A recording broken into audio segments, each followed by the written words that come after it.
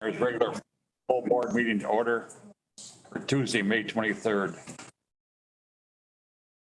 Major Morrison, will you lead us in prayer, please? Dear Heavenly Father, we thank you for the beautiful day that you've given to us. And we thank you for allowing us to live and serve in Alpena.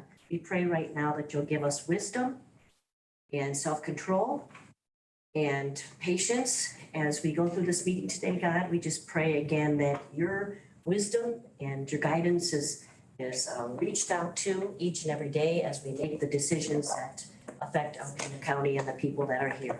Thank you again for giving us this privilege to serve you. May we again receive your honor and your glory because we have served you well. In your name, amen. Amen. Thank you. Will you please rise for the pledge of allegiance? I pledge allegiance to the flag of the United States of America and to the republic for which it stands, one nation, under God, indivisible, with liberty and justice for all. Before I get roll call started, I'd like to welcome Robin Lalone filling in for Dave Karstick at District 3. Thanks for stepping up, Robin, and it's be a learning process, but we'll guide you along. Thank you. Okay, roll call, please. Commissioner LaHaye. Here. Commissioner Osmer. Here. Commissioner Lalone. Here. Commissioner Fournier. Here. Commissioner Francisco. Here. Commissioner Konashevsky. Here. Commissioner Kozlowski. Here. Commissioner Peterson. Here. Motion to adopt agenda. Is it ready to take a look at the agenda? Any additions to the agenda?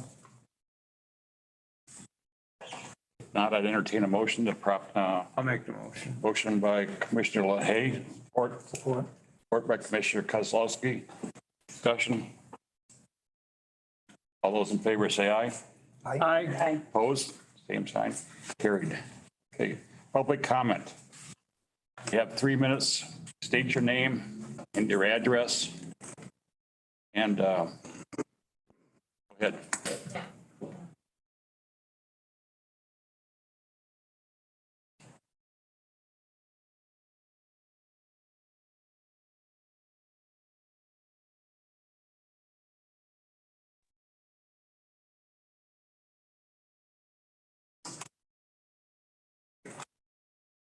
Mr. Chairman, Commissioners, my name is Julie Uribe, 1023 South 2nd here in Alpena.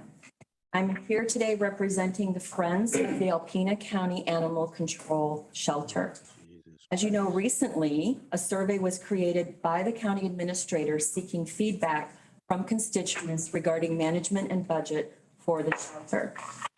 Sadly, we felt that this survey was poorly worded, deceptive, and skewed for a desired result. In addition, it was left open for fraud or more skewed results because email was not a required field. Instead of educating our constituents, your constituents on this topic, many citizens feel that they were tricked into giving the answers that Ms. Hannah was looking for.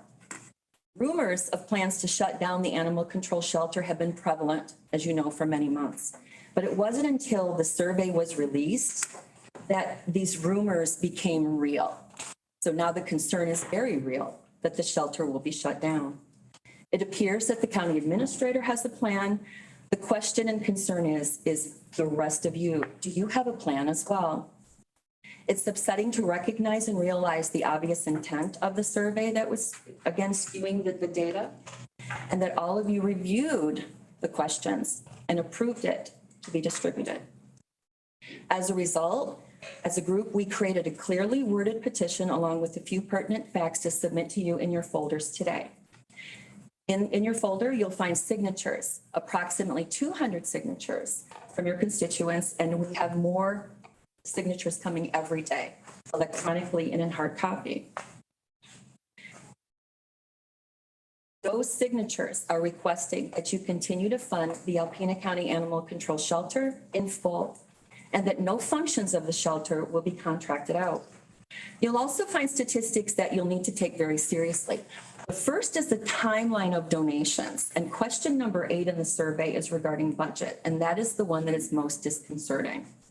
In these difficult times, people don't open their wallets and donate unless they feel passionate about the cause. And animal control in Alpena County is the only department that receives a substantial level of donation support. Prior to Alpena County running its own animal control shelter, animal control received 0 or no donations year after year. And in the past 4 years, Mr. Chair. County, Your time is up. 3-minute time limit.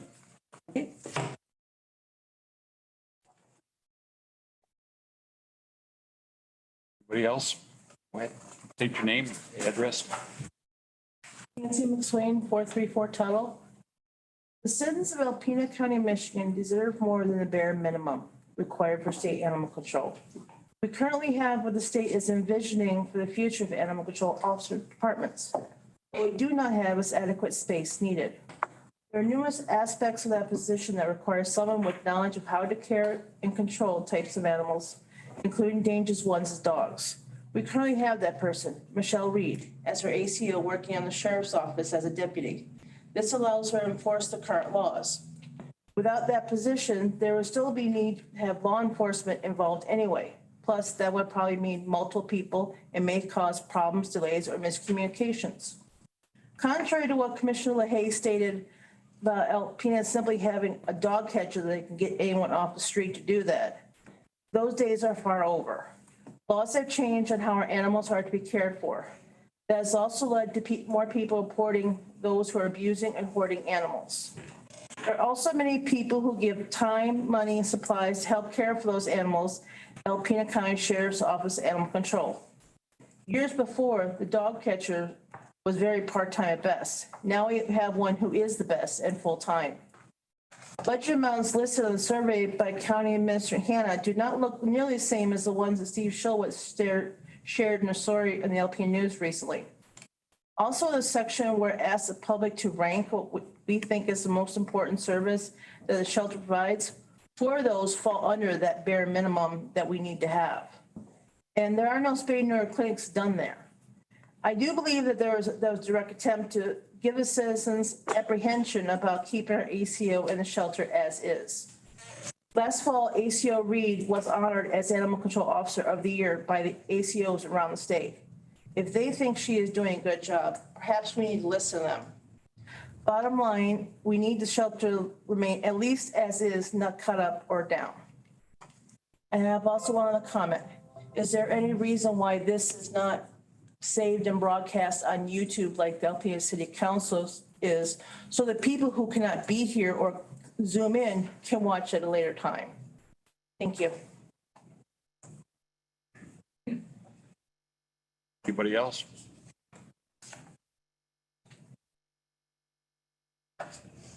Hello, my name's Kevin Ginter. I live at 390 South Lawn in Alpena.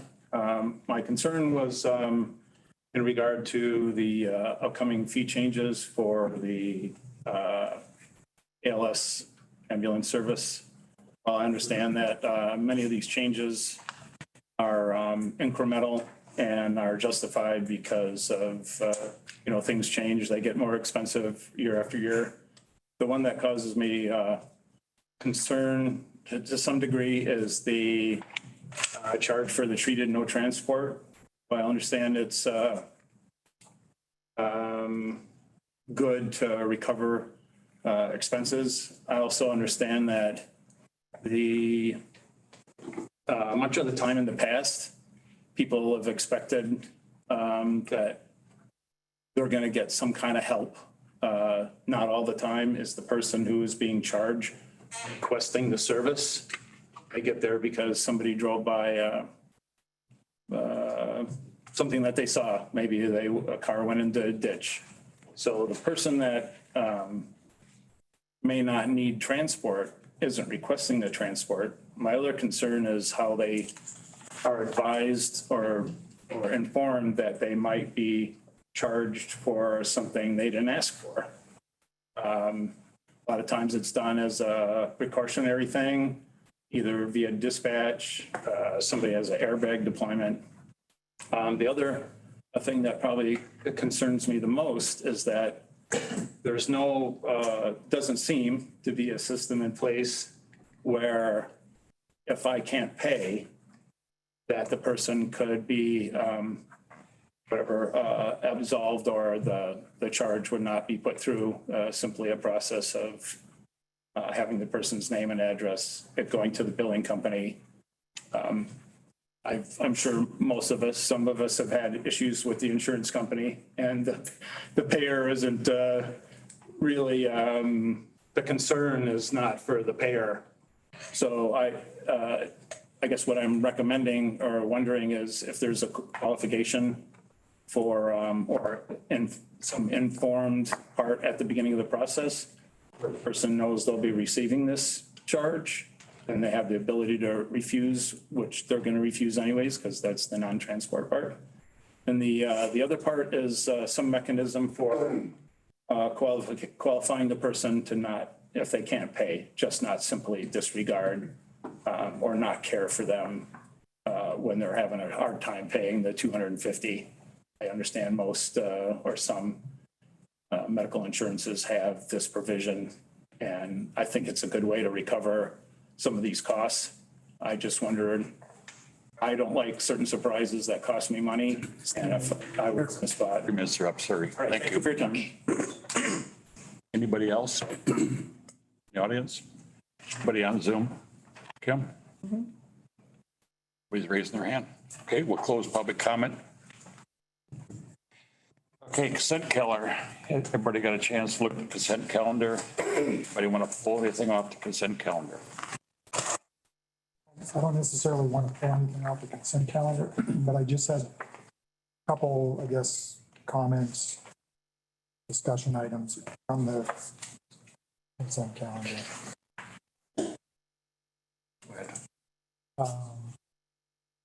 Under the facilities, that's one that I had the questions or concerns, the soil erosion. I believe there'll be more discussion on that based on the information that I read. And I saw that Alice had mentioned something about sending out the document. We'll get that ahead of time prior to the meeting. So I just wanted to make a note of that to make sure that we did have ample time to review that. And again, these are more, I guess, for future dates, but a discussion on the increase for the surcharge fee from Northern Lights Arena. I'm not sure how that will be worked, or the discussion will be moving forward for the increase, but we'll have, I guess, I'm hoping, time to have a somewhat of a discussion on that. And the last thing was the camp host, the fairgrounds, the application.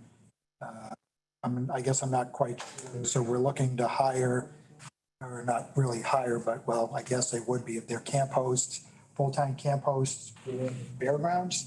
Then that will come back to the full board. Is that how that's going to work? Well, if I might, Chair, as far as the camp host, that was a request to include the fairgrounds in the camp host program that already exists in the rest of the campgrounds. If this board approves that today, then as part of the hiring process, they would go through sort of the normal hiring process. The camp hosts at the other campgrounds are approved by the Parks and Recreation Commission, but since the Parks and Recreation Commission up to this point hasn't taken on the fairgrounds, those folks, that hire would come back to this board for final approval. So the recommendation would come to this board, and this board would have the final approval of whomever is recommended. Okay. For that position. To my understanding, that's not a paid position. It is not a They're paid allowed position. free camping Right. like all the other county parks. And I think the background check is kind of like just to cover ourselves, because they are helping the public, more or less on the behalf of the campground, which is us. So it's not a paid position. It's just they would be allowed free camping for the year as long as they were willing to do what we ask of them and help the public. Some of the other ones I've been to, there was not meant for the camp hosts for activities. I don't know if that's something that they're going to request at a later date. They might, They're responsible for it.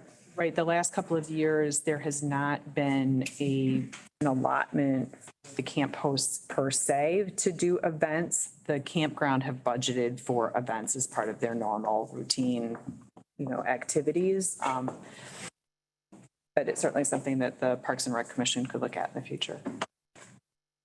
Anything else, John? That's it.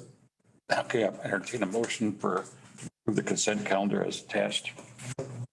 Motion by Commissioner Kozlowski, support by Commissioner Malone. Any more discussion? Roll call, please. Commissioner LaHaye, Yes. Commissioner Osmer, Yes. Commissioner Lalone, Yes. Commissioner Fournier, Yes. Commissioner Francisco, Yes. Commissioner Konashevsky, Yes. Commissioner Kozlowski, Yes. Commissioner Peterson. Yes. Carrie, everybody got the packets, bill to pay. Any questions of Carrie? Just one question. Okay. And it's, I didn't have time to, I actually did. I got, Michelle had sent me over the actual invoice for the correctional or advanced correctional for 300. And I guess my question is, because normally that invoice is anywhere between 12 and 14,000. Do you know? I think it's because we're over our ADP. Off the top of my head, our numbers were higher than what we were. So if you have a population higher than our ADP for a certain amount of days, then we have to pay that. So this is an additional payment on top of the normal then? Yes. Yes.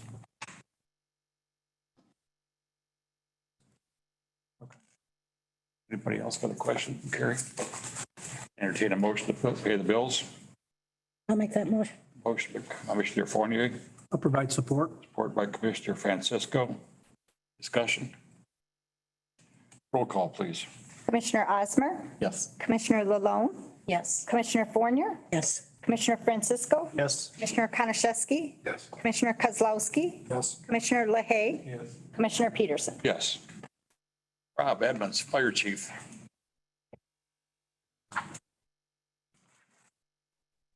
Good afternoon. How's everybody today? So Mary Catherine had asked me to come and speak to you today, just make a short presentation on Alpena City Fire Department EMS, basically operations 101. Give you a little education as to what we do. Obviously, we're contracted through the county to provide ambulance service to the county. So I just wanted to give you guys a little bit of history, a little bit of data, and open it up for questions. One of the things I would suggest is if you're really interested, make an appointment, come see us, and we'll give you a full tour of the station, all the ambulances, everything that's there, give you a better idea of what we actually provide under the ambulance contract. So some of the things I want to go over with you really quick is some terminology for some system improvement and an overview of the operations system as it stands right now. One of the slides that we have up there, the MFR, Medical First Responder, that is basically what every one of the area agencies are. So all your volunteer departments that are out there from all the townships, they have medical first responders as their baseline licensing is basically what it is. For them to get that licensing, it takes about 60 hours of training in order to become a medical first responder. That's a minimum amount. The last medical first responder class that we did, it was almost 90 hours. And we offered them 8 hours of ride time so they could actually ride on the ambulance and really get an experience for what it is that the system does as a medical first responder. Basic EMT is the next level up. It's about 194 hours of training that they have to go through, and it requires about 30 hours of clinical time. And they do that between the ambulance ride time and the emergency room clinical time that they do. And it really is just to expose them a little further as far as their scope of practice as a basic EMT. Then obviously the highest level pre-hospital is paramedic. That takes about 1,024 hours minimum, plus a 350-hour externship. Currently right now we have a Lake State student that will hopefully, she's gonna be interested enough to make an application to become a full-time person with us. But she's doing 350 hours of clinical time where she actually practices under the scope of a licensed paramedic in a clinical setting to be able to perform all the ALS duties. So she can do medications, she can run the cardiac monitor, she can do IVs, all that stuff. So it's a lot of time. She's basically here for the whole summer. With that, where it's really important is a little bit later on, we're actually hiring 5 personnel that are basic EMTs that we're going to put through a paramedic program. They're all going to have to go through that training. So it's very extensive to get to that level of paramedic. Another term I want to go over really quick is an ALS unit. That's basically our transporting ambulances. Every one of our ambulances in the city of Alpena right now that provide service to the county and the city are all advanced life support ambulances. So it's the highest level that you can get pre-hospital. And they're all staffed with at least a paramedic and a basic EMT. We also have two ALS echo units. They're non-transporting ALS rigs. So as we go a little further into it, we have 4 townships that we contract for service to provide that ALS echo unit to be available Monday through Friday from 8 in the morning until 5 in the evening.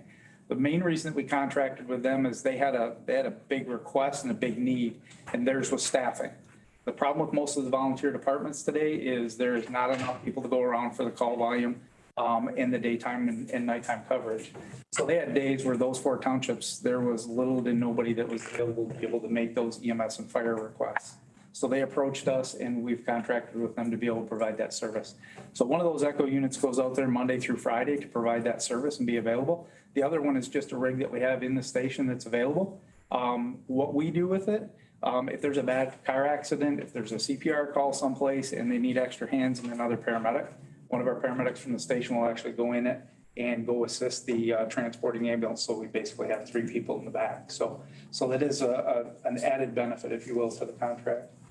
A MICU unit, we actually have a mobile intensive care unit. We have 2 of them. Both of our ambulances are licensed as ALS units, but they're staffed and equipped as a mobile intensive care unit.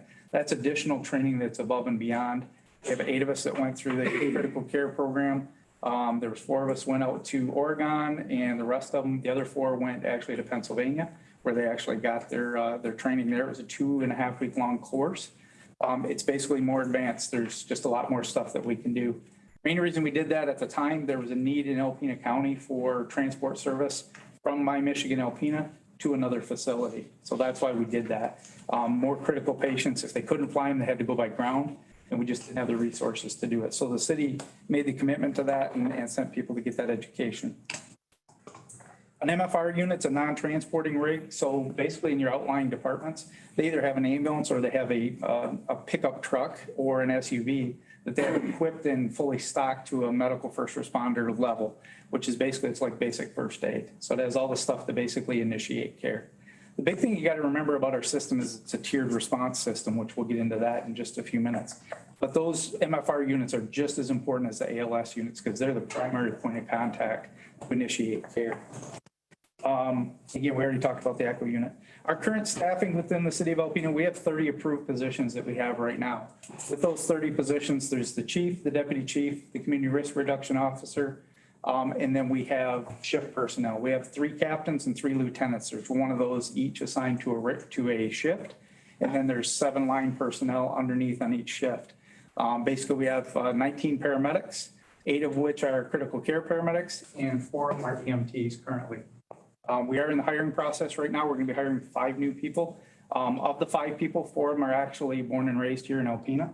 So we are trying to keep as much as we can locally. Not that other candidates weren't qualified. It's very hard to get anybody to come up to Northern Michigan and leave the bigger city. So we do have 2 vacancies left to hire in order to be fully staffed. It has probably been 10 years since we've been fully staffed to 10 personnel, or I'm sorry, to 30 personnel fully staffed. So it's been a long time. We do have an auxiliary component. That auxiliary component, currently we have 4 that are firefighter EMTs. They just went through their Fire 1 and 2 program and their EMT program right at our station and graduated. We have 1 that's just an EMT. Jack Cook, he's our lone EMT. He has plans to go on to be a PA, and this was a stepping stone for him. So we helped him get in the program just so he can get the education of what pre-hospital EMS is. So he's kind of a unique case for us. So, and then we've got 1 that's just firefighter 1 and 2 only. You go to the next slide, that's our organizational chart of what we have. You see the ones in green are the slots that we need to fill yet. Of those 7 that are up there, 5 of them we know will probably be filled here by June 6th is when we're anticipating the start date. They've all been through their background checks, their psych evaluations, their physicals, all that. We're just waiting for final reports. So we should be close to being fully staffed by first part of June, so which is a really good thing for us. So next slide, daily staffing. So every day, Monday through Friday, we have a chief, deputy chief, 2 clerical people, and our community risk reduction captain that are basically there 40 hours a week, 8 to 5-ish. Mine and Andy's shift. Andy's our community risk reduction captain. We have kind of a flex schedule. So days that we need to stay late, we come in late and vice versa. So we kind of flex that time a little bit. We have 3 shifts. They work 1 day on, 2 days off. So it's 24 hours on straight and 48 hours off. Part of the reason where it's so critical for us to be fully staffed, last year we were so short, we were almost 9 people short. We had guys working 5 and 6 days in a row. That's 5 and 6 24-hour shifts in a row, literally a week without going home. Just because of the critical shortage of paramedics that we have in the area and in the state. Literally in the state, there's 1,000 EMS positions that can't be filled right now. That's why there's funding to be able to get people to transition from EMT to paramedic free of charge, and we're taking full advantage of it. Those 5 positions are all going to be grant-funded positions through a cooperative effort with My Michigan Alpena. They're actually covering the cost of the tuition, books, everything for 5 people, which is equivalent to about 50 grand. So huge benefit to us. So again, we have a captain, a lieutenant that are generally assigned every day, and then 7 line personnel as long as we're fully staffed. And again, those 7 people fill the role of the echo assignment, which is 1 paramedic that goes out between 8 and 5. And then ambulance and fire assignment, that's basically what the other 6 personnel do. We do callbacks. We have a minimum staffing. We have to maintain at least 4 personnel on the floor at all times. So if we have 2 ambulances go out and there's only 2 people in the station, we automatically call 2 people back in to fill the station in case there's a 3rd or a 4th ambulance or a fire call as well. We have the ability, we can do a full department call in if we need to. And that's basically where either dispatch makes a phone call or sends out a tone that says, hey, we have this going on, we need you to respond back into the station. So we have that ability to call people back in any type of situation. Normally our callbacks are handled by our clerical staff. Or by people that are back at the station. Worst case scenario, if we get really busy, then we have to request dispatch to help us with that. And they do that without a problem. So, and again, the purpose is to handle 911 requests and staff for fire EMS needs. Go to the next slide, which is basically it's our call volume is what we're looking at. In that call volume, we do about a little over 4,500 runs a year. So we're a very busy station. In that 4,500 runs, it's 7 townships plus the city. So the city itself is about 2,200 runs a year. And then the township comprises next, which is, looks like 1,136 runs. And the rest of them are made up by the other area agencies, volunteer department. So they're very busy for volunteer departments. I think Wilson's the heaviest with 273 calls a year. That's almost 1 a day for volunteers that are minimally staffed. So it just gives you an idea that we are a busy system. And there's never really a day that we don't have a call. So the other day they had 3 calls and they were like in heaven. But then the next day they did 36 calls. So when we have a bad day or a good day, we have a bad day usually follows it. So not uncommon. The next slide, if you go to, it's the EMS call volume for 2022. Again, most of our calls are ALS related. Actually, next slide if you could.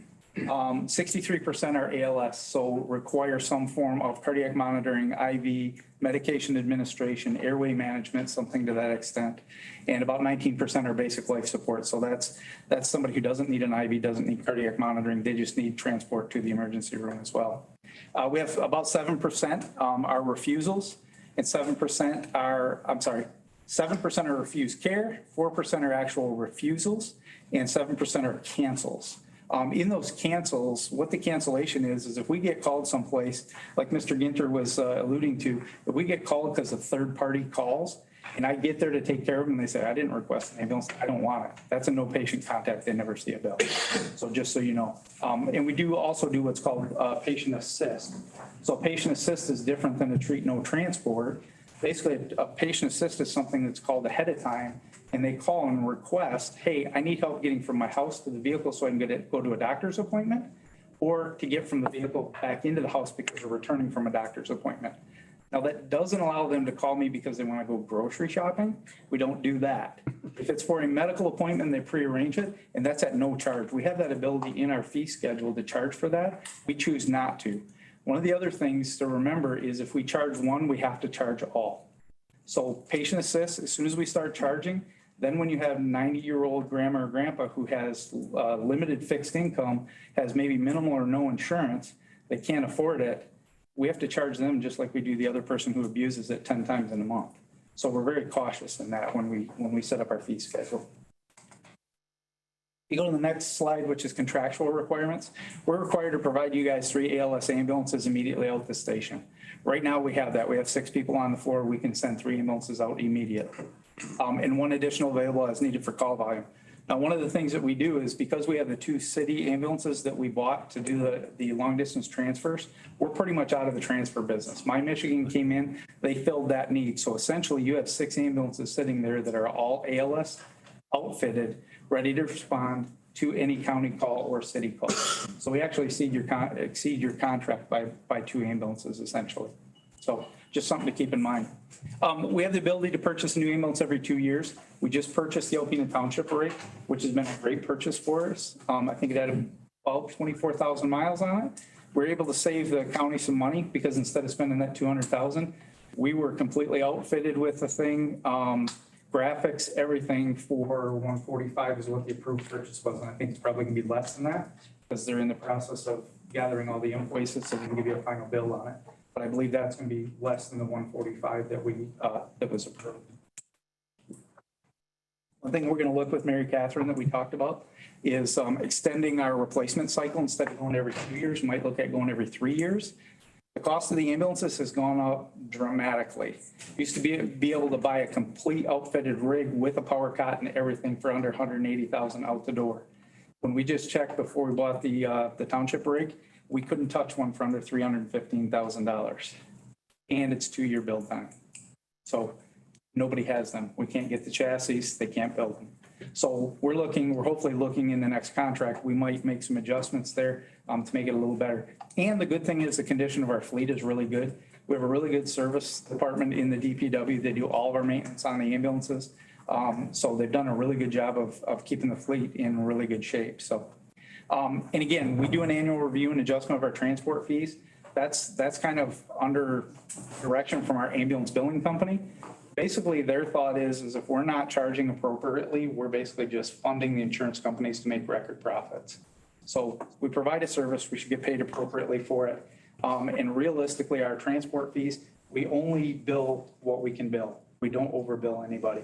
So we can't charge for individual things that we do. So if we do have to put an airway in somebody, that's a cost involved in the transport. That's collected in that fee that we have.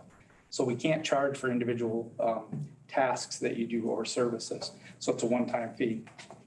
If you go to the next slide, educational requirements, we're kind of going to a new format. We're required to provide a minimum of 6 EMS continuing education classes by contract, and we actually exceed that. So we do it in person and virtual, so we give both delivery methods. I will tell you that the volunteers really like the virtual, which surprised me.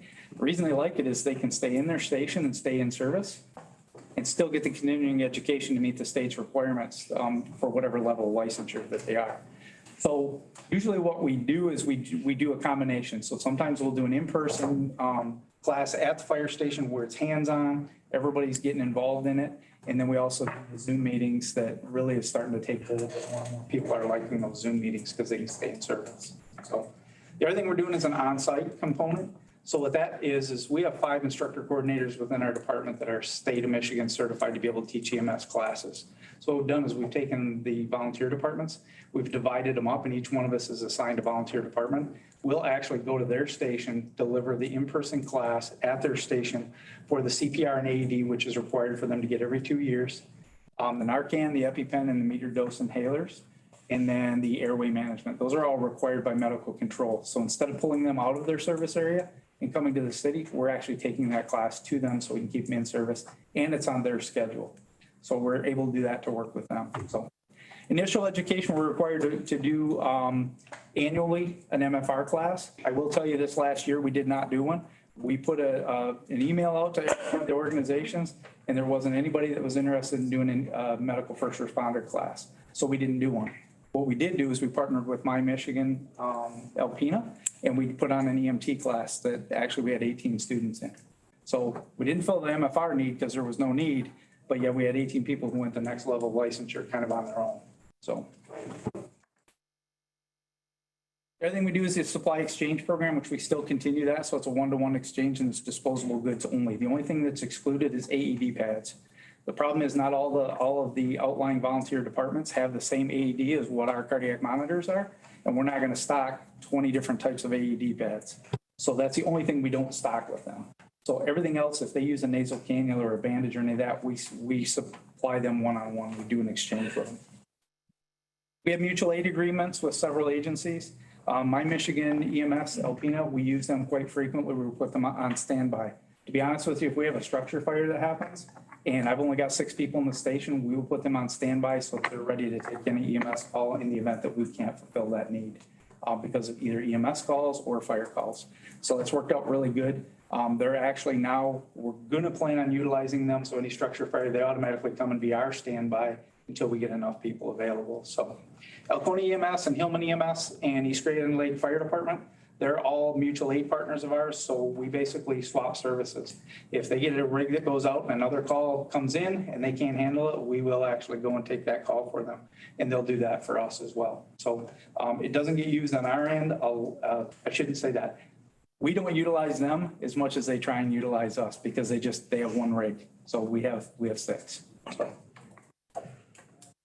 And again, the purpose of it is to provide personnel and response assets to assist due to call volume, could be due to a bad car accident, could be due to a mass casualty type incident at all.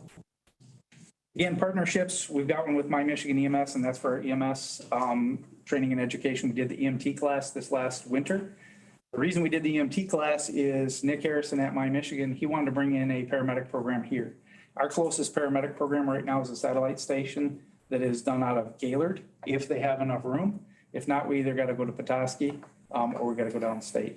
So literally once a week, our crews are getting in a car, driving to Gaylord, hour and a half there, hour and a half back to get 8 hours of paramedic education. We partnered with them because they're actually going to bring the paramedic program in our station 1 day a week for 8 hours a day, and we're going to help educate and train with them, as well as provide them the facility to do it and all the equipment. We also partner with them, bike helmet initiatives and life jacket station. My Michigan and Alpena Fire Department, I think a couple other vendors are actually helping out with it. There can be a life jacket station down at Starlight Beach. Purpose of that is to have free life jackets for those that can't swim, want to go in the lake. They have free access to them. We just ask that they put them back.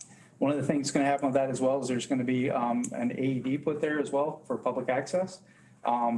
We are worried about it maybe walking off, but I can't imagine what somebody would use an AED for, but you'd be surprised what people do. So we also have a partnership with Combat Readiness Training Center, which is for high angle rescue response, hazardous material response, and we're basically their operations level. Basically we're their decon line. So we have that arrangement set up with them. We can do up to, I believe, an 8-hour operational period with them. And we do training with them as much as we can. The other one we have is a partnership with Wholesome. They actually provided high angle rescue training and response for us. They actually put, I think, 12 of our guys through a high angle rescue class at no cost to us. In exchange, we help them with CPR, AD, and first aid training within their facility. So it's been a good partnership there as well. As far as value-added programs, that isn't part of the contract. Andy Marshall is our community risk reduction captain. Very good at what he does. It's a full-time position. It's basically for community outreach. Where you guys get the benefit is the EMS side of it. Some of the programs that he actually promotes out there and teaches is the Remembering When program, which is geared towards elders, which is slips, trips, and falls kind of things. So it's basically fire safety in the home, if you will.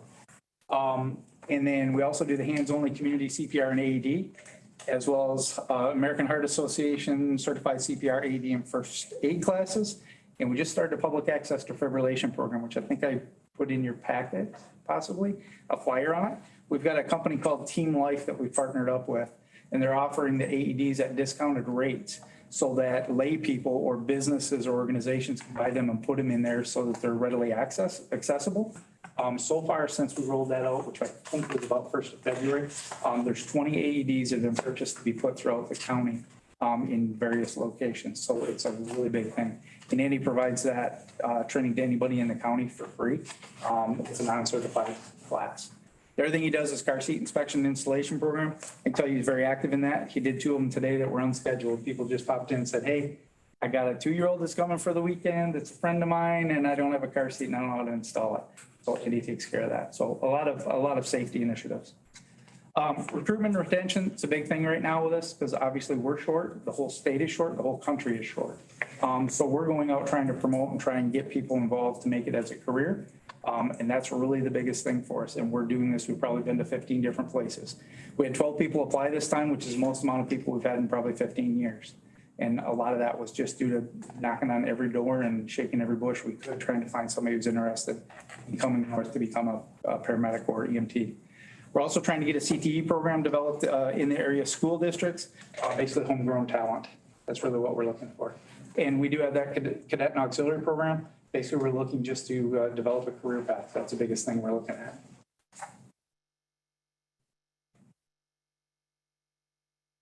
That's it. Questions? I have one question if I may. So Chief, you talked about the Echo unit. I saw 4 townships, Green, Wilson, Long Rapids, Maple Ridge. Right. I didn't see Alpena, Sanborn, Osneek, or Wellington. They had not made a request for that. Okay. So those 4 townships, they knew that their staffing was so low. Okay. That they needed to do something. So they approached us for a short-term bridge, and it's turned into more of a longer-term commitment. One of the things we're looking at doing is making some adjustments with that to be able to allow basic EMTs to go out there. Because really what they need is they need levels of staffing for manpower. They don't necessarily need the ALS component. Right. I will tell you, it's not real busy out there. We don't get a lot of calls. It's a good thing, but. Probably 200 calls a year. And most of the time, the difference between the Echo unit getting there and the ambulance getting there is only 4 or 5 minutes. Okay. So one of the things I don't think I added in your packet, I just went through and pulled up run numbers as far as our response times, just to give you an idea. Our average response time, any place in the county from time of dispatch till the time we get on scene is 11.1 minutes. That's our average. So from time of dispatch, that means guys getting out of bed at 2 o'clock in the morning, getting in the truck and making it out there, whether it's day or night, is 11 minutes. In the city, the average is 6.12 minutes. So you add about 5 minutes to it and you're any place in the county. That's an average. So, because obviously we go all the way Doctors Club Road, near the end of Earth. Okay, that is a long drive. That's 45 minutes. There's no good way to get there. But that's an average, just to give you an idea as far as, we do watch those times. In the station, we do have, the guys don't like it. When the tones go off, it tells them when they're at 60 seconds and 80 seconds, because I expect them to be out of the door within 80 seconds from the time the tones go off. So we do expedite. Thanks, Chief. Well, Thank you, Chief. Anybody else? I have a question. What's your opinion on Kevin's topic? as far as the treat no transport? Yes. So the treat no transport, just to give you a little history, the billing company has been encouraging us to do it for some time because it is something every other organization does. Because we do render care. So it's not like we just get there and we say, yeah, you can sign off here. We're not going to do anything. We're a patient advocate. So if we think somebody needs to go, even if they don't want to go by us, we will help arrange them if they got a family member that's willing to go and get them and take them in. There's no charge for that. Okay.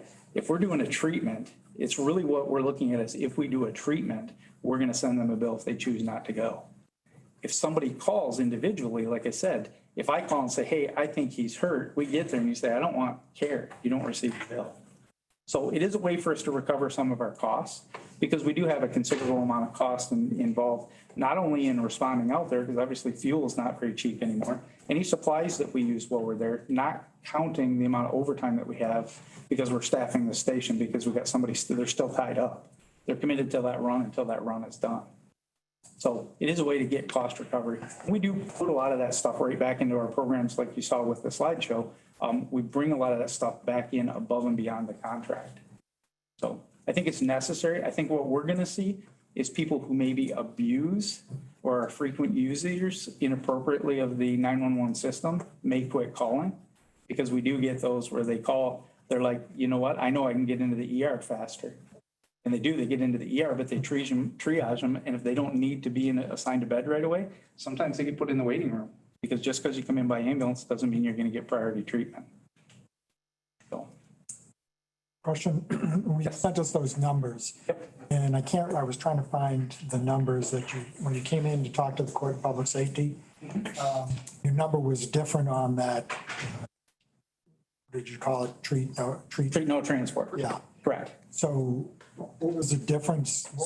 So the difference is when I took it from that date of service, from when I first approached city council, the numbers were different. So what I did with this one that I just gave you just yesterday is I actually went for the calendar year. So it's accurate to the calendar year is what I did. calendar year for last year or for this? Last year, 2022. Okay. So year ending December 31. During that time period, that was 239 or something like that? Correct. Correct. That's why the difference in numbers. Okay. Yeah. I was kind of comparing apples to apples to oranges, because when I did it for city council, I was trying to show them for the last year, because we don't go based on a calendar year. We go on a fiscal year, which ours is June 30th. So that's why it was a little bit different. I have a question. Yes, ma'am. If you're in the hospital and your doctor says you have to go to mid-Michigan, do you have the right to ask for another ambulance? You can. Okay. Correct. Yep. You always have that right to not only request the ambulance that transports you, but refuse the ambulance that transports you. So you have that right. The only caveat to that, kind of similarly, if we get on a scene, let's say pre-hospital, and you're intoxicated or under the influence of alcohol or drugs, that's the only time that I can take you against your will. That's the only time. Otherwise, if you're not under the influence of anything and you're of sound mind and body, you can make that decision. As long as I tell you there is a risk that when we leave, you will die, you have that right to do that. People can die in their homes. And that does happen. But yes, you can request the transporting ambulance on a transfer. Anybody else? I do. So I know earlier you had spoke to that sometimes you'll transport for like a medical appointment. Correct. And there's no charge, right? No, there's a charge for that. Oh, there is a charge for that. That's a basic life support interfacility transfer. Okay. So we do that. And then those are usually scheduled. So what happens if, say, there's a mass accident and, you know, there's 5 rigs out and then some of those are scheduled, what happens? To put on hold. Okay. We tell them when they call, if they call and say, hey, we need somebody to go back, let's say, Metalodge. I'll use that as an example because we do that a lot. They say we want them for 3 o'clock. We always tell them we will try and accommodate you depending on what our call volume is. And there's times we stretch that out. And really, you got to remember those interfacility transfers going from the hospital back to a home, they're not emergent. Right. They've already been cared for. So time is not an issue. So those are never a priority. For us, our priority is the emergency 911 calls, not the interfacility transfers. Sure. So, and actually, our long distance transfers have pretty much went to zero. My Michigan has really taken that niche and done a really good thing with it because it's allowed us to be more available. So when you're talking interfacility transfer that's going to Midland, let's say, that's about an 8.5 hour round trip that I have 2 people out of service. I can't use it. Right. And U of M is 12 hours. So we were taking resources out. My Michigan has filled that gap. And they've been able to provide that service, and really we're not even needed in that aspect. So at some point I see us getting probably completely out of that. Okay. So as long as there's another service to provide it. Anybody else? Thank you, Chief Evans. Please, if you guys want, at any point in time, give me a call. You can have a tour of the station. We'll give you a whole tour and you can see what your resources are there. It didn't make any sense to bring 6 ambulances and echo units and everything else, but please come down to the station. We'll give you a tour of the whole facility and all the rigs. So Do I get a ride along? absolutely. Siren. We do that all the time. So especially elected officials, if you want to do a ride along for a couple hours, by all means, we'll do that and we'll even let you play with the siren. Thank you. Dan, Veteran Affairs. Good afternoon. We're requesting approval for the treasurer to transfer some funds from one of our funded line items to the per diem line item. We board approval because it's been a payroll line item, so we treasurer couldn't move that just at my request. So. Yeah, the action item is recommend approval to transfer funds in the amount of $900 from line item 293-682-95.001 in line item 293-682-75.000. Authorize treasurer to present per diems for county veteran board members. I'll make that motion. I have a motion by Commissioner Fournier. I'll support. Support by Commissioner Francisco. Discussion. So you're moving it out of that one line, and what did you say that line was? The line item it's coming out of is our education and training line. Move it into the per diem line for the Veterans Board members. for the meeting per diems. More discussion? Roll call, please. Commissioner Lalone, Yes. Commissioner Fournier, Yes. Commissioner Francisco, Yes. Commissioner Konashevsky, Yes. Commissioner Kozlowski, Yes. Commissioner LaHaye, Yes. Commissioner Osmer, Yes. Commissioner Peterson. Yes. Thanks, Dan. Mary Catherine. Chair, I would actually ask to table this. We were not able to complete the last interview with of the candidates, so that group is not ready to make a recommendation at this point. Reports are special or ad hoc committees, facilities. Travis.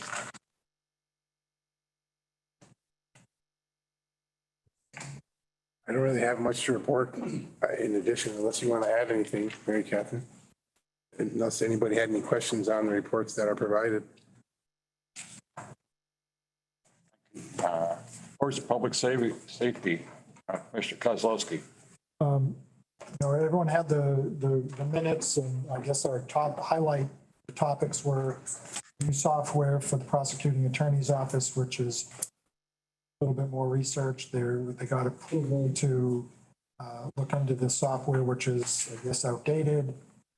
I don't guess it is. It is outdated. The ambulance fee schedule, I could go over everything Chief Edmonds said, but I think he pretty much nailed it there. And then the last thing was the ACO, as we continue to have discussions. And one of the things that I will add once again is the fact that not one commissioner that I've talked to has mentioned shutting it down. We've continued since February 10th to reiterate the fact that we're trying to make decisions as we move forward. And unfortunately, you've made, which is common sense, you have three options: do nothing, change it somewhat, and change it completely. And we never have said, one commissioner has sat here and said to me, or in any committee that we've talked to or been in, that we're shutting it down. So I'm just going to make an emphasis on that, because I hear a lot of this stuff coming back that we're shutting it down. And again, I'm not sure who that's coming from or why that's coming to those people to say that, but it is a bit frustrating because, like I said, as being the chair of the Courts and Public Safety and part of this since, and I can go back to when Huron Humane Society was involved back in 2017, when I first became a commissioner, that I probably have one of the most experience dealing with both ACO and Humane Society. But again, we're looking at options because, like with anything, one of our biggest issues with the county is, and again, this will probably be taken the wrong way, but we have to look at all areas of our budget. And when we're $1.5 million at a deficit, and again, I'm not saying that because we're looking at shutting it down, but we have to look at best ways to move forward. And again, I guess I'll say this because Jesse had asked for it. We've been asked many times of ACO to provide policies that she has stated that are the best practices used to date. So we should be getting something by the next meeting. And that was one of the discussions that we have. So again, I, as the chair of Courts and Public Safety, and I can probably speak the other members of that committee, that we have never once mentioned shutting anything down. So I'm going to reemphasize that once more. And other than that, that's all I have. Personnel, Commissioner Osmer. Actually, not really much I can report on. Chair, if I could just, on the juvenile justice ad hoc, it's an ad hoc to the special. Sorry, I was going to say that and I got sidetracked. You mind if I just? No, go ahead. Okay, so the ad hoc, I'm the chair of the ad hoc Juvenile Justice Detention Center Ad hoc Committee. For your discussion with you, Chair, nothing will be scheduled pending the grant application status from the state of Michigan for a local juvenile detention facility. So that will be held in abeyance until we get information on the grant application that we've submitted to the state of Michigan. On the long-term secure residential treatment facility, part of that coalition, if you will, of the 4 counties. I will continue to attend. I know our county administrator has attended as well, and either, not speaking for her, but either one or both of us will do what we can we will attend those meetings so we are aware of what's going on for a long-term placement facility, partnering with the state of Michigan. Cisco? Actually, Chairman, the one I could mention is that we are employee benefits. We are opening that up to possibly look at switching carriers possibility, or at least explore different options. Agents, yes. Yeah, other than that, we also went through the interview process to fill the seat for the 3rd district, and I think that went well. So I think it went great. Good. Commission reports or other boards and commissions had EH4, Mr. Forney. I really don't have that much to report. You don't have to wear a mask at the hospitals anymore, which is nice. Being the COVID is really, we don't even discuss that anymore. There was one issue that was brought up, but nothing is being done about it right now. So I'll just kind of give you a heads up, possibly. There may be starting to check everybody's septic tank. Some talk about it. It's not going to happen right now. But from what I understand, the ones that they would start with possibly are the ones by the lake, on lakes, which really makes sense. But it hasn't happened yet, but there is talk. So don't go out and get all excited yet. Did it? Yeah. Okay. Travis, Fair Board. Pretty quiet group at the Fair Board, especially this time of year. They didn't really have anything outstanding to add or any special stuff there. So. NEMCOG was Bert. Yep, last week we had our monthly meeting. 3 items of somewhat significance is they briefed on the neighborhood exclusion zone, the NEZ, which exempts commercial residential improvements and it allows the commercial residential facilities to use tax money to improve their improvements of their apartments, for example. And so Danny Mitchell from City Council has provided a briefing on the NEZs, more information to follow, but they just made the representatives on NEMCOG aware of that. Second thing, materials management plans, NEMCOG is waiting from EGLE, further guidance from EGLE, but we are on NEMCOG, Alpena County is on NEMCOG's list to complete our materials management plan for Alpena. And thirdly, there was some discussion on Northeast Michigan housing initiatives. NEMCOG was admonished about the fact that they didn't take the lead, but Target Alpena, from what I understand, what they briefed, will be taking the lead on the Northeastern Michigan housing initiatives. Subject to questions, that's all for NEMCOG.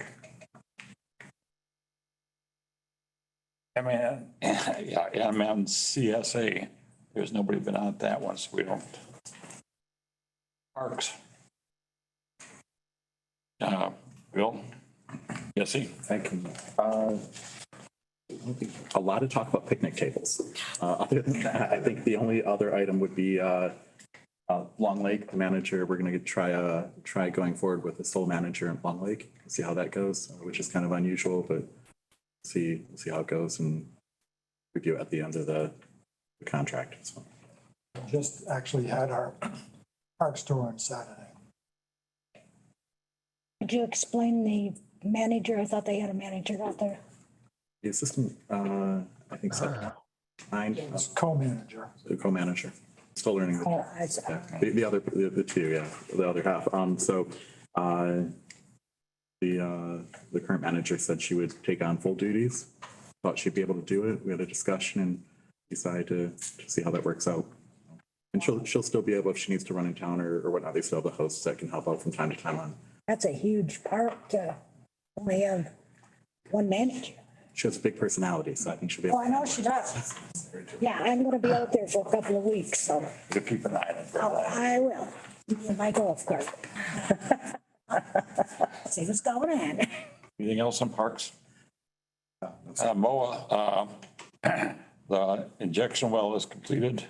We're just waiting to get the okay from, excuse me, from Eagle to start injecting. Other than that, paying the bills. Do we Hopefully, still receive money from them? we receive 125,000 a year. Okay. That Phil. So hopefully with the injection well going in, it'll eliminate all that transportation of GFL to inject it over, and we got the corners, and we'll be saving money there, about $1 million a year. So hopefully get some more money. Bert, do you have anything else on? No, you covered it. Thank you. Dare, Jesse, you were at Dare? No, I am. You're at Dare? Yeah, not a lot to say. I know they had a Dare basketball game, but I was out of town that weekend. Was it this past month or this month, or was it was this month, at the beginning of the month? It was in the early beginning. Yeah, I believe so. Other than that, we don't meet a lot because we don't have a Dare officer in the county or for the county or the city right now. Hunt, Jesse, you're on Hunt, Can I right? ask a quick question? Yeah, go ahead. Didn't we used to have a dare officer though? But we had, Tim Marquardt was with the city, retired, and Jim Markward, who was a retired sheriff, he was working part-time. Part of DARE is you have to be a certified officer. So Jim Markward was retired, but was still certified, so he was working part-time. He has since retired, fully retired, third time. well, wasn't Christina? Yeah, and then Christina came over, she was doing the Thunder Bay liaison, and then doing DARE, after hours, a little bit on overtime. She had since the jail administrator position. So you have to have a really special person to teach DARE. We really don't have anybody, in that capacity right now. Just trying to get our numbers back to get road patrol potentially down the road, something that we can, get somebody trained and get started up again. It's just gonna be a little bit of a process. And the city police are in the same boat we are. Good program. Cash. Of this cough or? Is that a motion? I had a hiccup. I had it. Okay. Hunt, that was huge. Yes, you were on Hunt. Who's on Hunt? Oh, wait, I'm sorry, I am on. I missed that last meeting because it was up in Presqu'île. Okay. Okay. Target, That's me too. that's you too. So, not a whole lot to report. I'm not sure if I updated everybody at the last meeting. We did bring on, Lenny Avery, to help with grant writing. We did get notified that we were selected for the Region E Leadership Grant that we applied for. But other than that, a lot of stuff in the works, but nothing to report. Thunder Bay Transportation, is Travis. I was not at the last meeting. We do have one this Thursday, I believe, so. Okay. Veterans, Bert? Yep. First of all, I would just to let everyone know that Dan Pergy and Bill Stipick, our two veteran service officers, continue to do an outstanding job taking care of and making contact with over 200 a month. Veterans or veterans' families, answering questions, providing support for services. So a big thanks to Dan and Bill. And just real quick, the 2024 CVSF grant application has been submitted, just waiting for a response to that. Of course, the 23 grant is being expended. And you should see it on, if you watch WBKB in the morning, you'll see the advertisements on there. We were able to do that, those outreach advertisements due to the grant money from the MVAA, Michigan Veterans Affairs Agency. Just a reminder, Memorial Day services coming up next week, 9:30 at the courthouse here at would be 8th and Chisholm. And at 11 o'clock at Flanders Field out by the cemeteries on Washington/M32 and Washington Park, 10:30 along the river. There's a wreath laying to commemorate our sailors who died as a result of their service. Subject to questions, that's about it for veterans. Dan, anything else? Okay. Road Commission, there was, John and Travis were going. Me. I was there. Oh, you was there, Bill? They, quite a bit going on there doing for the summer. They, position is very good. Went over their statement and they've got a good fund balance and they've got a good operation there. The Heron Road project where it's settled after they build it, they're gonna take the blacktop off that section and leave it in gravel, put more gravel in there and see if it settles. And then they're gonna repave it in the fall if nothing else happens.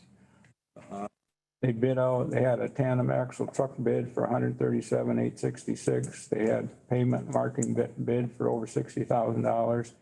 They have Spruce Road bid for $1,186,197. They're buying grader blades, they're buying gravel, they're buying pipes for different projects. They're having they're getting all ready for the dust control in the different townships. They're doing crack fill in certain areas. And, you know, just normal stuff that the county road commission do in the summertime. They're grading the roads, and after they do that, then they'll put the dust control on, and they're doing good there. One of the things that we discussed about at our last Finance and Ways meetings was changing that from a 3-person to a 5-person board. I'm not sure how to go about that, but I do think it is something that we should do, or at a minimum discuss. I don't know if I need to make a motion of some sort to propose that we do that, or. What committee would that come back to, Mary Catherine? Facilities? Probably it would be a discussion if you wanted to have it a committee. I mean, you could recommend that either the facilities committee, because then it's a committee of the whole and you have the whole board in on that discussion, or you could take it to the facilities committee if you wanted to do a little more education and in-depth on it. If you want to make that motion to bring it up to. I will. I'll make that motion to put it on the agenda. Should I do that? For which meeting? I'm sorry. Facilities. Facilities. Got a motion by Commissioner Konashevsky to put the moving from 3 to 5 members on the road commission. I will gather up some additional information for that, have it ready to prepare to the group for that. Support by Commissioner Fournier. Any discussion? Yeah, I just so that I'm clear. So we'd go from facilities then to the full board or finance or to full board for. Question. Now, why facilities when I think if we're going to recommend new people, it could be a personnel. Well, you've got to do two things. One, you have to make the decision, if that is the decision that the board makes, to move it from a 3 to a 5-person road commission. Then it actually selecting the additional people that would go through personnel. Well, I'm still trying to figure out why facilities though, because road commission isn't a facility. I mean, yeah, the building is a facility, but it was, I would think that maybe more of a finance kind of thing, because it would involve all of us, and you take that additional step out of having 3 people to discuss it to then bring it back to have more discussion. I think maybe if we're going to have that discussion, it should be a discussion with all of us. Yeah, I agree. Put it on the finance. People. Yeah, I'll amend that motion into. Who appoints the people to the road commission? You guys do. We do. Okay. You have to make the application. Right. I make an application, then we decide. I think personnel goes through it. Yeah, we're the ones that do. And then, yeah, They make a recommendation. recommendation So to we're going to full go, board. want to amend your motion? Yes, I will amend the motion. She's driving. Second. You can amend the motion to move it to I will, finance. yeah, I'll amend that motion to move it to the. Okay. Any more discussion? Roll call, please. Commissioner Fournier, Yes. Commissioner Francisco, Yes. Commissioner Konashevsky, Yes. Commissioner Kozlowski, Yes. Commissioner LaHaye, Yes. Commissioner Osmer, Yes. Commissioner Lalone, Yes. Commissioner Peterson. Yes. Okay, is any special orders? Catherine? Unfinished business or general orders? I apologize, I meant to bring this up when you guys addressed the bills. We did have one late bill that came in. It is the Home Depot credit card bill from the airport. I only bring it up because if we bump it to the next meeting, because of the way the calendar rolls, we actually have 3 weeks between meetings instead of 2, and it means this bill will definitely be late in getting paid. It just means a late fee on the credit card bill. So it's up to you guys as to whether you would like to address it now. I can send it around as a poll vote, or we can put it to the next finance committee meeting. I would address it now. Yeah. The total bill is $718.38 for the airport, and it appears to be payment for some folding chairs and cabinet cleaner, just normal cleaner, soft soap, bathroom supplies, normal stuff. What was the chairs, was that what we saw in that? Yes, those folding chairs, correct. Thank you. So I entertain a motion, pay the bill. Does this money come out of their budget? Yes. Yeah. The different things? Sorry, folding chairs. Victoria service, supplies. Folding chairs, a folding table, an 8-foot folding table, cabinet cleaner, and antibacterial soap.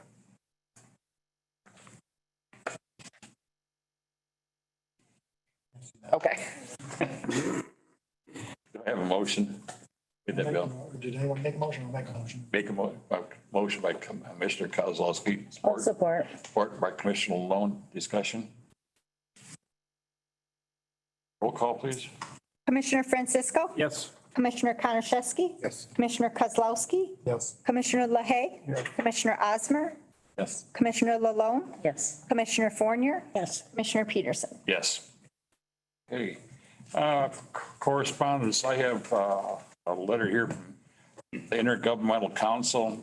Their meeting is going to be Thursday, June 4th, 2023 at 6:30 at Charter Township of Alpena Hall, 4385 US 23 North, Alpena, Michigan. June, I'm sorry, what did you say? June? Thursday, June 1st, Next Thursday. 6:30.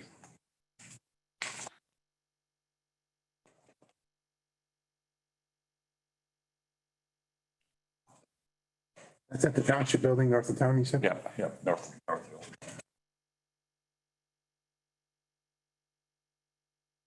Any new business? Yeah, just real quick now. In looking through the folder that we were supplied for animal control, it looks like they've had contributions this past year on the total of $54,282. Seems like a lot of money, and I do think in previous discussions with the treasurer that those funds don't come actually through the treasurer's office. Is that something we can maybe put on the agenda to discuss at the next finance meeting? Yeah. Just a process in order to make sure that things are being tracked and reported so we can get a better understanding of. I brought that up too when I talked to the treasurer that we need a better process. And actually, I think I mentioned it, maybe it was with you as Yes. well. And I did have a discussion with the office manager out at the sheriff's office, because that's where all of those donations are received. And she's going to be providing me some additional, her spreadsheet where she tracks those donations as they come in. But we did have a discussion, and, you know, she and I had a few suggestions about maybe a different way to handle those, just so that we can have better tracking. So they get credit for them, honestly. I mean, that would be really good. I'm thinking more of the time that you put into having to track and report and, you know, and we have an office that handles all that stuff built in, which can alleviate some time, I think, so. Yeah, clarify the process, and I think that's a good idea, Commissioner Osmer. Those various boards appointment with Rob and Commissioner Malone coming on. There's been a couple changes on there. You have it in front of you. Any questions, concerns? The only thing that I noted on there, not about having concerns with her appointment, but as I went through all the items, one of the things that we had previously discussed and made a motion on was to put, I believe, Bart on the Northeast Michigan Material Management Authority, and it still shows Dawn. Okay. It's got to be changed. Yes, I will get that updated. Thank you for that. This is only the second time we think, now about the 14th time. 47, change 47. Yeah, our version. Chairman, just one quick, because the Economic Development Board is an ad hoc committee, would you be willing to, and I don't think Nancy today, but entertain the idea of expanding the board rather than switching me up? So I would enjoy my time. We can only have 4. We get to 5 as quorum, then we're open to Open Meetings Act and all that stuff. It's not I made it a permanent committee for the ad hoc. You can be an alternate. I'm good, thank you. Okay. Why did you take them off? So Robin has to go on. Dave was on that committee before. Robin's I thought basically. Jesse was on it.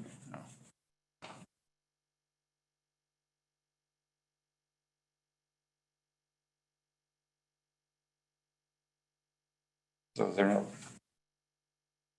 anything else? Now we'll move on to public comment. Again, we've got 3 minutes. Anybody was up earlier, finish it up. Sorry to cut you off, but that's the rule. That's fine, that's fine. I'll climb back in the batter's box and hopefully I can get at least one out of the infield this time. Julie Uribe again from South Second Avenue here in Alpena. First, I want to acknowledge your comments, Commissioner, regarding the speculation in the county, because it's relevant. It's hot. People are very concerned. And where I left off is regarding donations to animal control. In the last 4 years, $110,000 in cash, additional tens of thousands of dollars in supplies, thousands of volunteer hours. And the truth is that at next month's meeting, you'll be hearing even more about the Friends of Animal Control. We're going to come back to you to assure you that that's not a fluke, that this is a commitment that citizens in Alpena County are making to make sure that animal control continues to serve. In your folders, there's a chart that shows the increase of intakes. As the chief said, some days he gets 3 calls, some days he gets 30. The same thing is true at animal control, obviously. Some days you get no dogs, some days you might get 15 dogs, depending. So that is what is the driver that makes that budget fluctuate. And if you look at the statistics, again, statistics tell you the story. In 2018, only 4 dogs were taken in. Last year in 2022, 266 dogs were taken in. And there is a very strong correlation between animal neglect and abuse and violent person-on-person crime. That has been determined. And so obviously very important to make sure that the individual who is managing animal control is a deputy. So again, I encourage you and thank you for your time. Encourage you to look at those statistics. Be assured that the county, the constituents, your constituents are committed to make sure that animal control continues to serve the best interests of the community.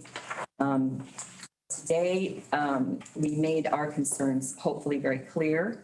And as elected officials, we certainly hope that you will respond when that decision is made. On behalf of the Friends of Animal Control, I thank you for your time. Thank you. Thank you. Anybody else? Go ahead. Nancy McSwain, 434 Tuttle. I was not able to make the last safety meeting because I had worked a 12-hour shift the night before. But Commissioner Kozlowski said, you're not shut down. We understand that, but some of us feel concerned that it's become such a positive thing. We don't want to see it go back down to where there was a pickup in front of a dingy old 2-door garage. You know, Girl Scouts painted it. Yesterday, previous years, there was no specific deputy assigned, so there's multiple deputies. So there wasn't the budget, a deputy budget wasn't in the animal control. And so we actually you add salaries for a deputy and shelter staff, cost is obviously going to increase. Yesterday, I was there volunteering for 3.5 hours. One little dog had been brought in, running around. It went home shortly after 4. Hour and a half later, she brought in another big dog who'd been running at large and stuff like this. But then again, at least 3 dogs went to new homes yesterday while I was there. People who care paid the adoption fees so these people could take them to new homes without having to pay the $300 adoption. That's how much some people care, that they will shell out $300 so someone else can take a dog home that was given up or abandoned or left for a stray, so it's not in the shelter anymore. That's how much people care about the animals in Alpena County and believe in what Michelle and her staff at the shelter are doing, such a positive thing. Anybody else? Anybody on Zoom, Kim? Maybe raising their hand? This is Jennifer Ordway, 304 East Crapo Street. Just wanted to also give my support to the Alpena County Animal Control and Michelle Reed. I've seen her out enforcing the leash law here in Alpena. It seemed for quite a while I couldn't even take my dog for a walk in the city because there were so many dogs that were unleashed. I saw her out last night patrolling, patrolling.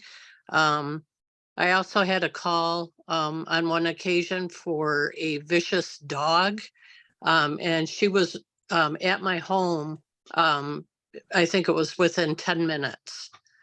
So I think she has been a great asset to the county and to the city and enforcing the animal laws within the county. Thank you. Thank you. Anybody else raising their hand? Yep.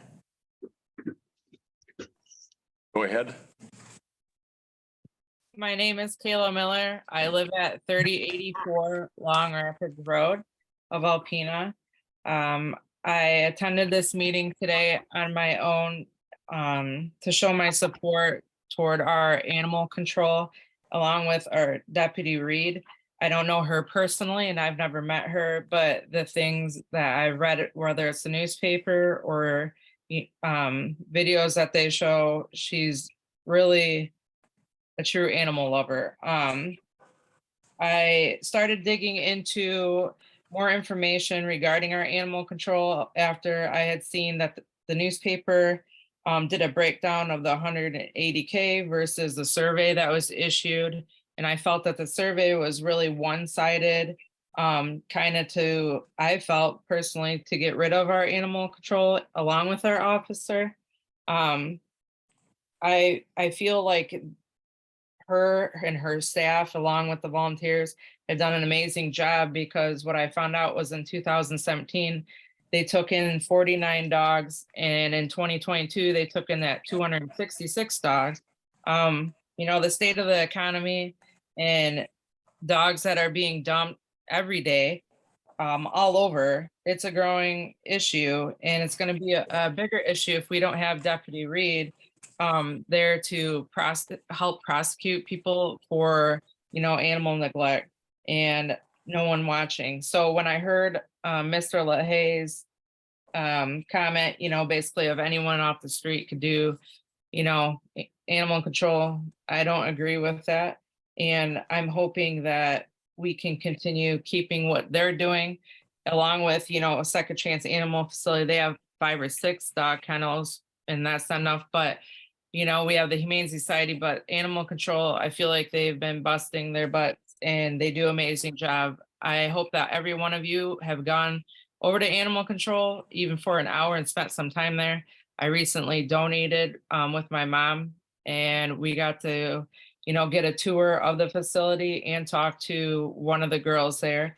And it was really heartwarming, having people there taking care of so many animals and getting the job done that's needed in our town. I know with mental health comes more hoarding, and with hoarding comes animal hoarding. And our town all around has a huge issue of it. I also have a scanner, and I hear the calls almost daily. Some days there's like 5 calls, for a dog running at large. And I just want to be here to support animal control along with our deputy that we currently have. She's definitely an asset to our town, being that she got Officer of the Year in 2022. Thank you. Anybody else, Kim? Not, we'll close public comment. Anything else come before this board? On it, John? I was going to suggest that a new county commissioner get to make a motion to John. You get to make your first motion. I'd like to make a motion to adjourn this meeting. Got a motion by Commissioner Malone, support I'll support that. by Commissioner Kozlowski. All those in favor say aye. Aye. Aye.